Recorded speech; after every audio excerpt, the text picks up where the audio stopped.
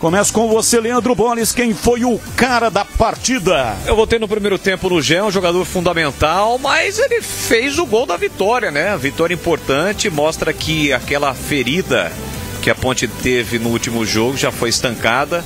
Everton Brito, para mim, foi o craque do jogo. E para você, Valdemir Gomes, o craque do jogo, cara da partida. Olha, ele fez um lindo gol, mas não só pelo gol, né? Ele deu uma dinâmica diferente, é um jogador eclético que faz tanto a parte ofensiva como a transição, vindo buscar a bola mais atrás.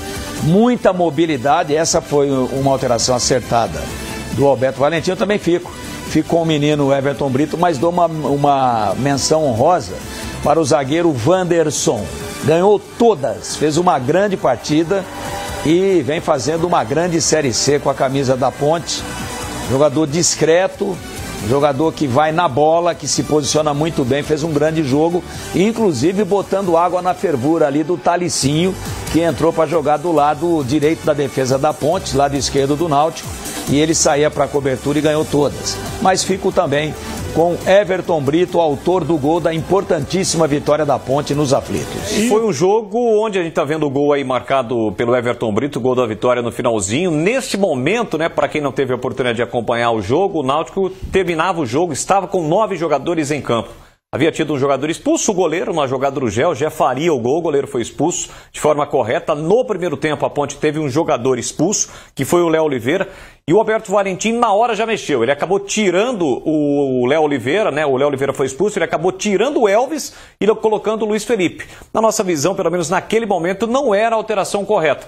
Só que futebol é bola na rede e a vitória. E exatamente o Luiz Felipe, que entrou e com alguns minutos em campo já recebeu o cartão amarelo, fez essa assistência aí para o gol do Everton Brito. Então, uma vitória importante da Ponte, mostra que realmente aquele desvio de percurso na derrota no último sábado para o Brusque, o placar por 4-1, a primeira derrota foi uma derrota dolorida, mas aquela ferida já foi estancada. A Ponte vai até o Estádio dos Aflitos, onde o Náutico vinha empolgado com 2 vitórias, né, buscando a terceira vitória, deixou uma boa impressão apesar da eliminação na Copa do Brasil, vai e vence e permanece na liderança absoluta do Campeonato Brasileiro da Série C. Grande resultado da Ponte. A Ponte, é difícil falar que encaminha a classificação, mas já tem 16 pontos. O ano passado, o 8º colocado se classificou com 26 e estamos apenas na 7ª rodada. Grande vitória da Macaca fora de casa. E para você, Valdemir Gomes, 1-0, a Ponte vence a equipe do Náutico com 9 em campo. Isso aí, é claro, é evidente que facilitou um pouco a situação da Macaca, mas o placar foi justo. Foi justo, e eu também não vou, de forma nenhuma aqui, tirar os méritos, de forma nenhuma, da grande vitória da Ponte, porque o Náutico ficou com 1 a menos. E para quem está nos assistindo somente agora e não viu o jogo, eu lembro o porquê que o Náutico ficou com um jogador a menos. Nós estamos vendo esse lance aí agora, ó. O Arnaldo, ele jogou na Ponte, né? Foi lateral da Ponte aí durante um bom tempo. Jogador fogoso, voluntarioso, limitado tecnicamente, mas muito forte fisicamente. Ele sentiu o posterior da coxa. E o que isso tem a ver com o jogo? Tem a ver que nós frisar lá o Arnaldo no chão ali, ó. Coxa esquerda, né? O que tem a ver isso? O Hélio dos Anjos, ex-treinador da Ponte também, já tinha feito as 5 alterações. E ele fez a 5ª alteração também pela expulsão do goleiro Muriel. Ele teve que tirar um atacante e botar o goleiro reserva. Não dá para jogar sem goleiro. E aí ele antecipou demais aquele protocolo que normalmente é seguido pelos treinadores, que deixam pelo menos uma ali no bolsinho do colete para uma eventualidade. E eu, quando acionado pelo Batista no momento, falei, ó, se o Náutico perder um jogador aí, ele já voltou a ter o mesmo número que a Ponte. Ele jogava com 11, a Ponte com 10, o goleiro foi expulso. Ficou todo mundo com 10, e aí, com a troca, a 5ª troca realizada e a contusão do Arnaldo muito cedo, não deu para o Arnaldo voltar, que ia agravar a contusão, nem para fazer número. Aí o Náutico ficou com 9 e a Ponte com 10 no total. E a Ponte, contrariamente ao Náutico, se aproveitou da inferioridade numérica, demorou, é verdade, para que o Alberto tirasse um zagueiro, com um jogador a mais continuava com 3 zagueiros, aí tirou o zagueiro, colocou um centroavante, reordenou, tirou o Barcelos, que fazia uma primeira linha lá atrás, e botou o cara como segundo volante ali valorizando a posse de bola e municiando o ataque. Ele que é um jogador que tem um bom passe. E a Ponte, mesmo demorando um pouquinho para ter essa leitura de que tinha um homem a mais e poderia ousar um pouco mais, quando passou a ter 2 zagueiros em 2 jogadas, né, com mais gente povoando o campo ofensivo, a Ponte foi lá e ganhou o jogo num golaço do Everton Brito. Primeiro pela assistência de luxo do Luiz Felipe. E segundo, o toque que ele deu, o goleiro Céu fechou direitinho.